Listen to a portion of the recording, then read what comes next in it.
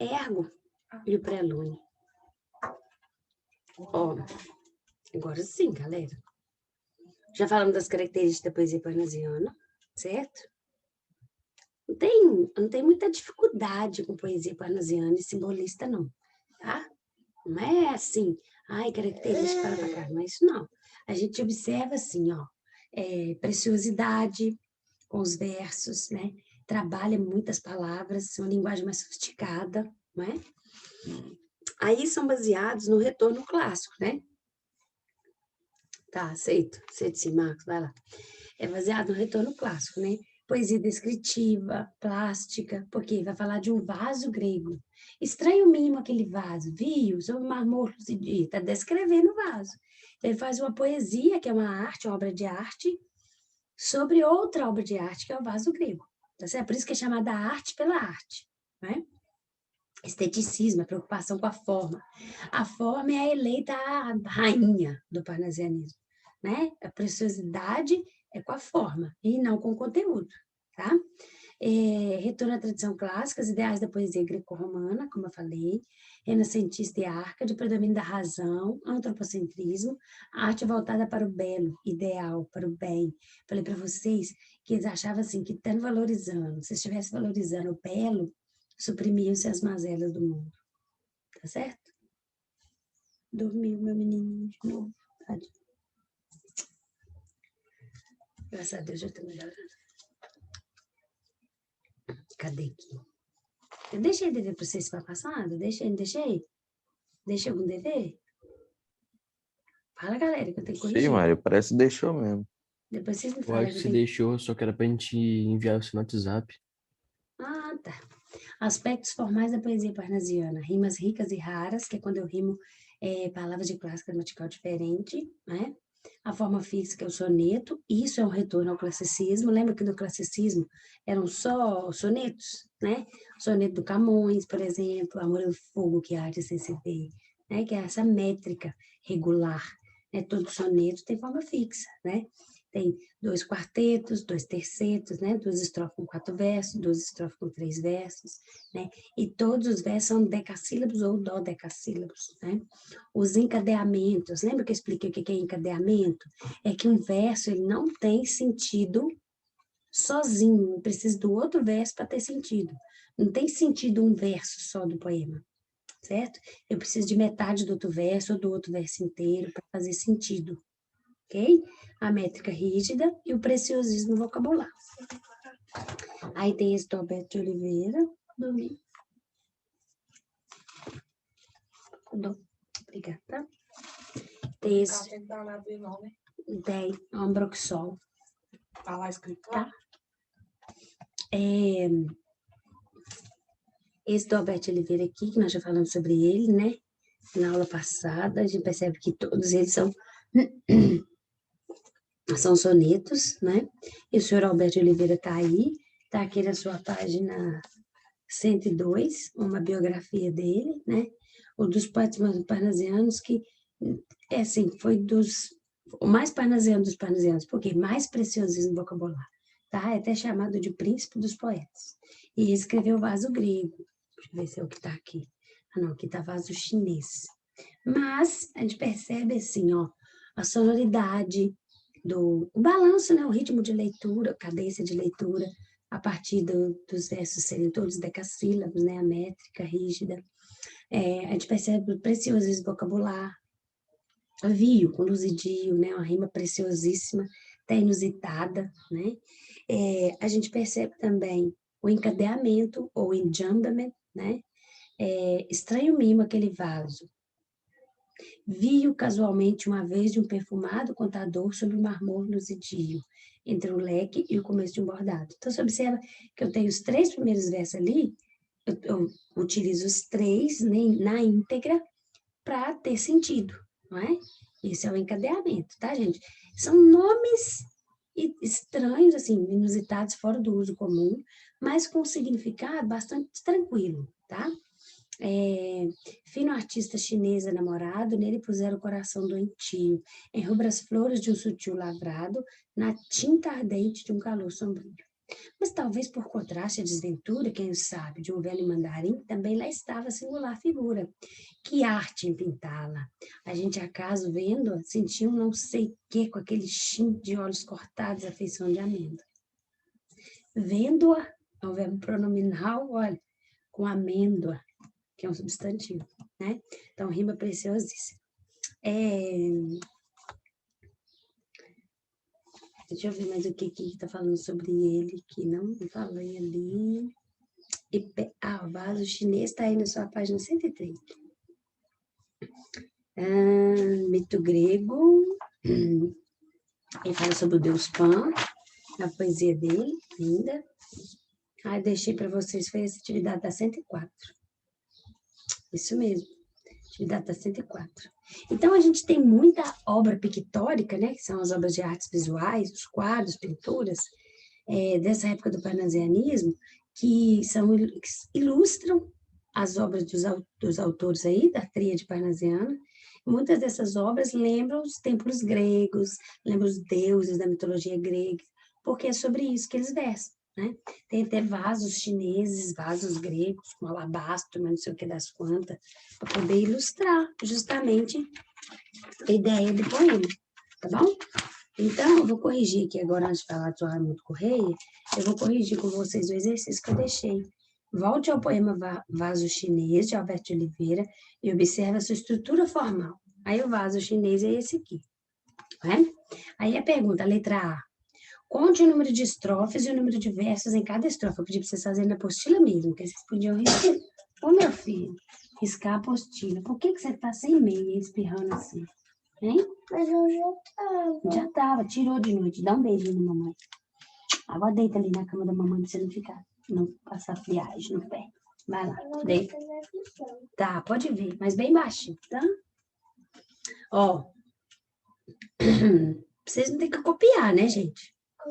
Vocês podem fazer na apostila, porque na hora de vocês estudarem, tá tudo aí anotadinho.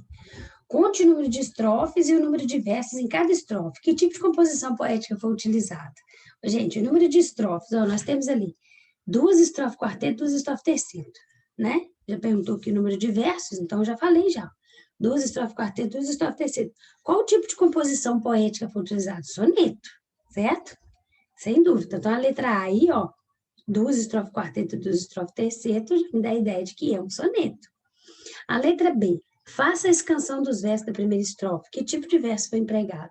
Fazer a escansão é aquela separação, igual tá aqui nesse poema aqui, ó. Olha lá, tá vendo? Musa impassível, que eu já fiz, aquele ali do ninho, fazer escansão, é isso, do jeitinho que a gente fala. Estranho mimo aquele vaso. Estranho mima aquele vaso. Vi? Eu não conto a última, certo? Vi ou.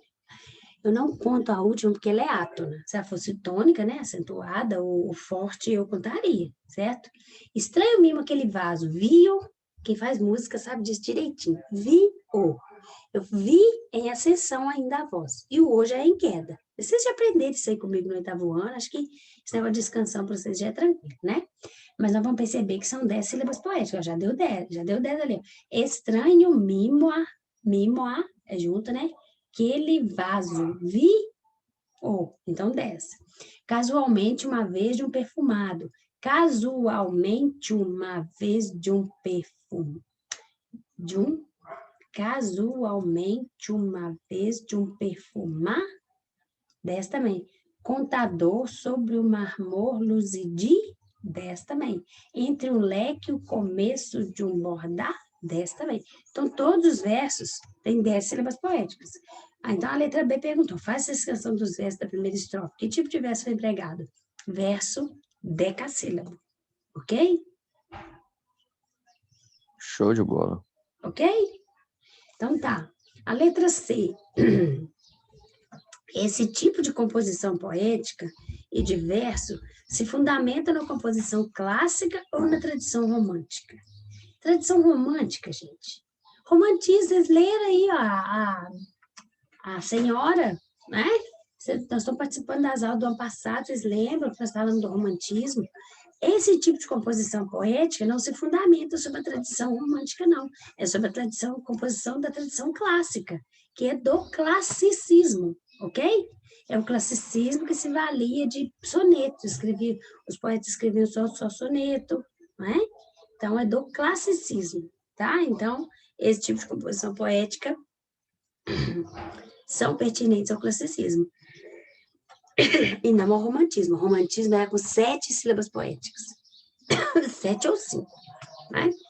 Redondinho é maior, redondinho é menor. Vocês vão lembrar aí do Minha Terra tem palmeiras, onde canta o sabiá.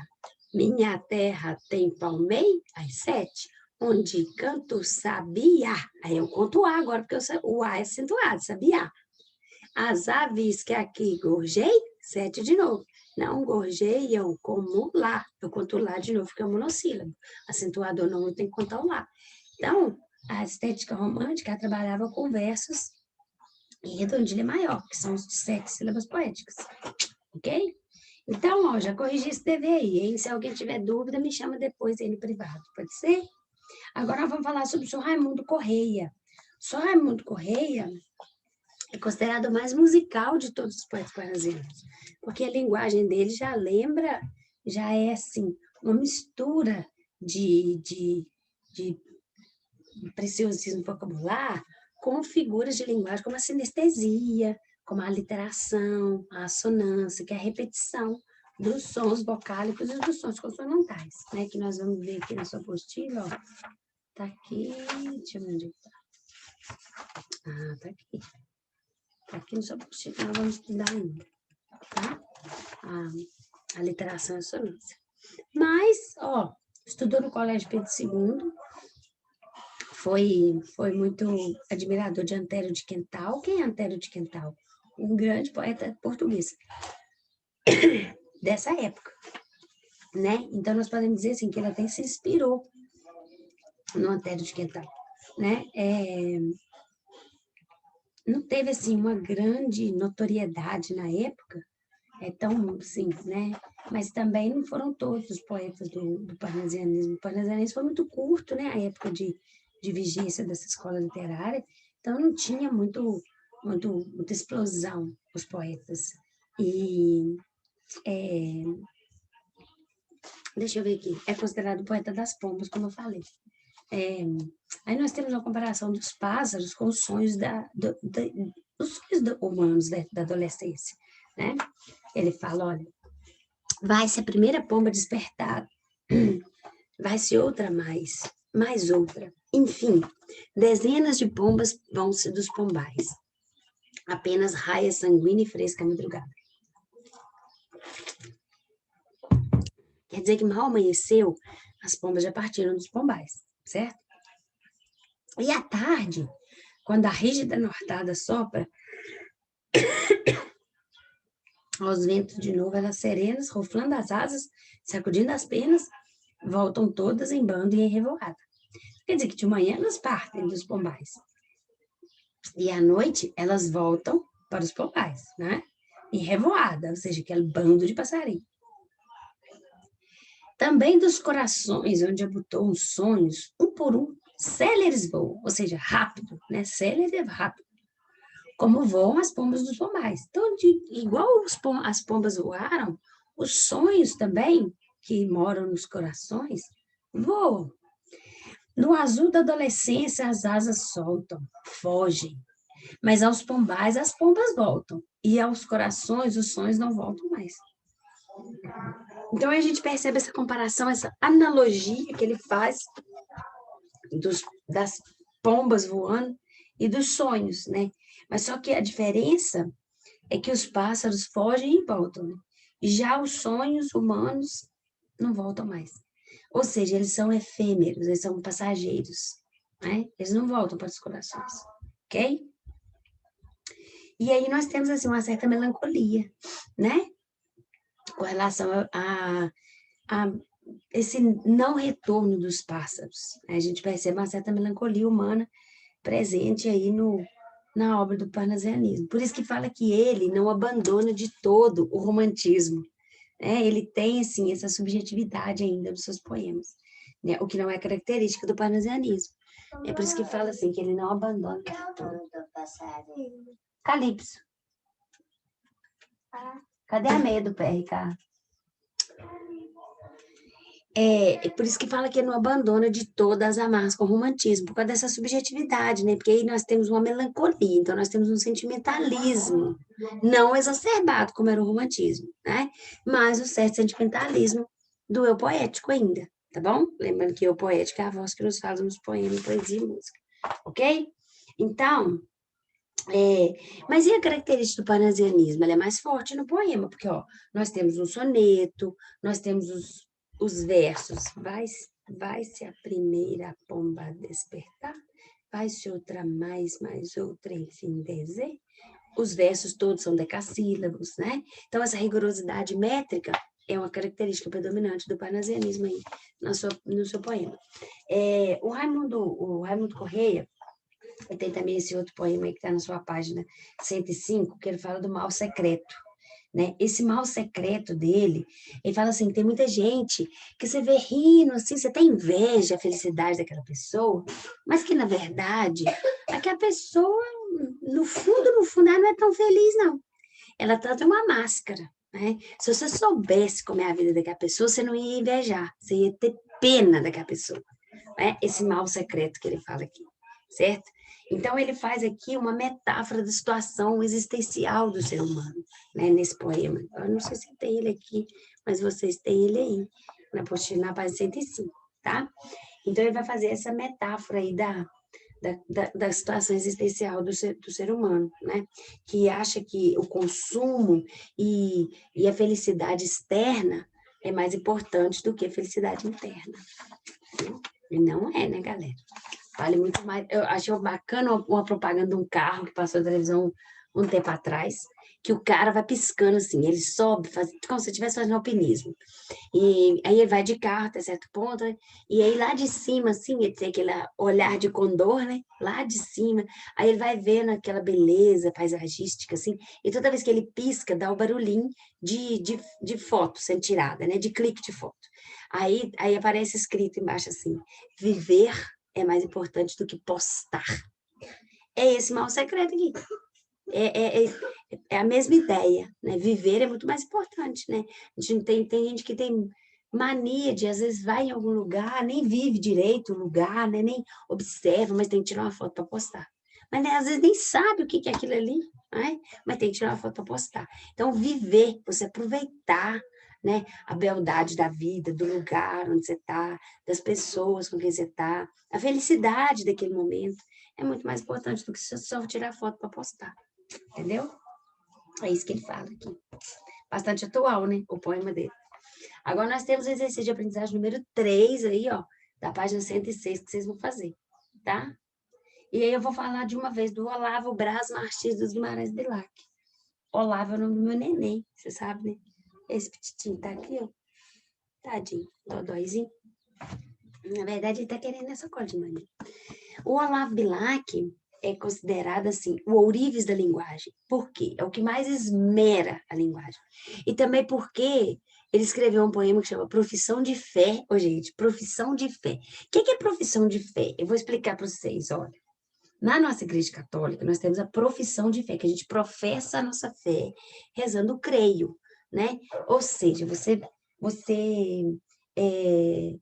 peraí, gente, mostrar isso tudo. Você fazer uma profissão de fé é você confessar, é você assumir, é você explicar a sua fé. E aí ele escreve profissão de fé. O que é essa profissão de fé? Ele vai falar que ele tem inveja do ourives. Quando ele escreve, ele tenta imitar o amor com que o ourives faz o relevo de uma flor em ouro. E é isso que ele tenta fazer nos versos dele. Né? E aí, no fim, quando o ourives escreve, quando o ourives faz aquela joia mais preciosa, ele arremata com um rubi. Ou seja, faz ali uma flor, né, com suas pétalas mais maravilhosas, né, que tem ourives, gente, que trabalha muito bem, né, o material, né, o ouro, a prata. Ele engasta, ou seja, ele arremata aquela joia com uma pedrinha preciosa, né, com diamante, né, que pode ser ali o miolo da rosa, da flor, sei lá, alguma coisa, né? Mas ele coloca ali uma pedra preciosa que embeleza ainda mais aquela obra de arte. E é isso que o Olavo Bilac tenta fazer na sua obra. É isso que ele fala aqui na sua profissão de fé. Ó. Aqui, ó. É, cadê?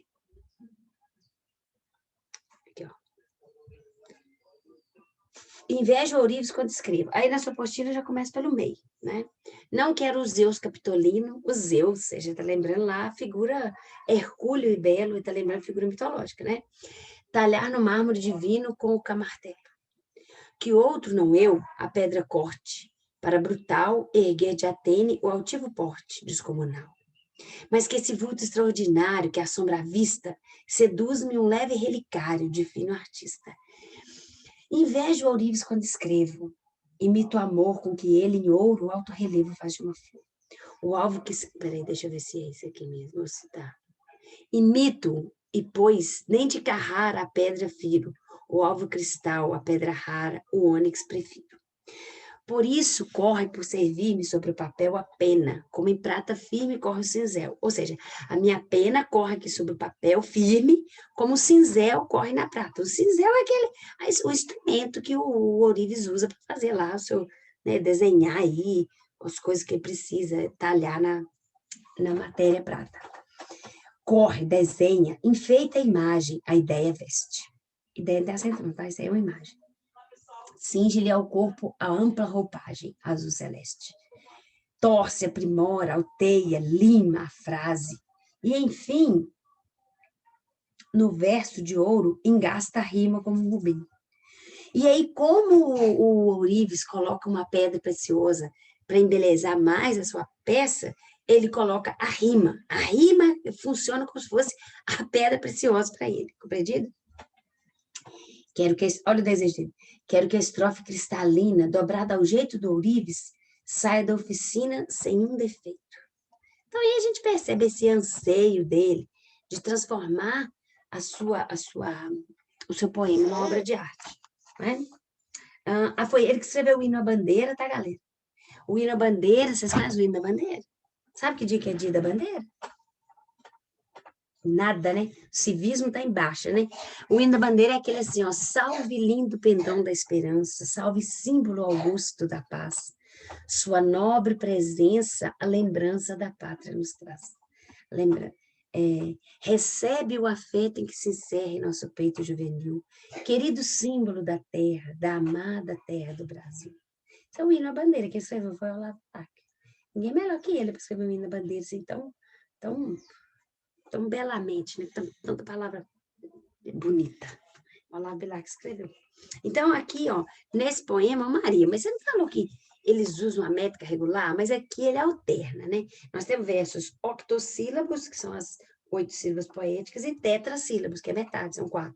Né? Octo com 8, tetra com 4. Mas isso causa uma regularidade rítmica, né? Durante a leitura, você tem uma cadência de leitura, né? E é como se fosse assim. Ele fala que não quer os Zeus capitolino, hercúleo e belo, talhar no mármore divino como a martelo. Dá uma impressão de sobriedade, de uma sonoridade mais sóbria, né? Durante a leitura do poema, ok? Deixa eu ver quem está falando o que comigo. Ai, nossa, cara, eu tô tomando, tá? Mas é porque... eu vou fazer, Sara, agora. Obrigada, amada. Eu tô tomando, bom, mas essa mudança de tempo também, né? Deixa a gente... Eu fico aqui falando muito, né? Falando bastante, né? O outro poema que o Olavo Bilac escreve aí na sua apostila, há um poeta que ele faz assim, uma homenagem ao poeta, né? Ai, gente, esse aqui é lindo. Vila Rica. O ouro fulvo do ocaso as velhas casas cobre. Sangram em lábios de ouro as minas que a ambição na torturada entranha abriu da terra nobre. E cada cicatriz brilha como um brasão. Ele está falando das minas de ouro que abriam como é que chama? Cicatrizes na terra, né? Com as minas de ouro. É lindo esse poema. Vila Rica, Ouro Preto, olha. O Ângelus plange ao longe em doloroso dobre. Aí nós já temos a literação. O Ângelus plange ao longe. A repetição do G. O Ângelus é a hora do anjo, né? 6 horas. 18 horas. O último ouro do sol morre na cerração. O último ouro do sol morre na cerração. Repetição do S. E austero amortalhando a urbe gloriosa e pobre, o crepúsculo cai como um extremo unção. Então ele usa uma linguagem assim já voltada para o catolicismo, que já é já é mais característica do simbolismo também, tá? Voltar para a religiosidade, né? Tá falando ali, ó, amortalhando a urbe gloriosa e pobre. Por que Ouro Preto é glorioso e pobre? Porque teve um passado muito glorioso, mas hoje é pobre, certo? O crepúsculo cai como uma extrema unção. Extrema unção é que dá para as pessoas quando já está assim, no leito de morte. Agora, para além do cerro, o céu parece feito de um ouro ancião que o tempo enegreceu. A neblina roçando o chão se em prece. A repetição do C de novo. Como uma procissão espectral que se move, dobra o sino, soluça um verso de Dirceu, a repetição do S. Sobre a triste Ouro Preto, o ouro dos astros chove. Ô, gente, dobra o sino, quer dizer que bate o sino. Soluça um verso de Dirceu. Dirceu e Marília, né, do arcadismo. Ok? Eu vou interromper o compartilhamento para tirar uma foto aqui da nossa chamada, tá? Aqui, rapidinho. Galera, espero que vocês tenham compreendido aí a nossa missão de hoje, tá? Com o parnasianismo, a gente vai bem devagar aqui, porque a gente não precisa correr com o parnasianismo para vocês ficarem perdidos, não, tá bom? E vou deixar a atividade lá, qualquer dúvida que vocês tiverem, vocês me chamam, tá? Beijo, beijo, obrigada pela aula. Se podia só falar mais um pouquinho. Eu gosto de vocês falando. Beijo, galera. Beijo. Beijo, Maria. Tamo Fica com junto, Maria. Deus. Amo Abração aí. vocês, tá? Tô Abraço. morrendo de saudade de vocês. Eu também, Beijo. Maria. Vou voltar A logo. gente também. Vamos sim, se Deus quiser. Vamos voltar. Amém. Beijo, gente. Obrigada, viu?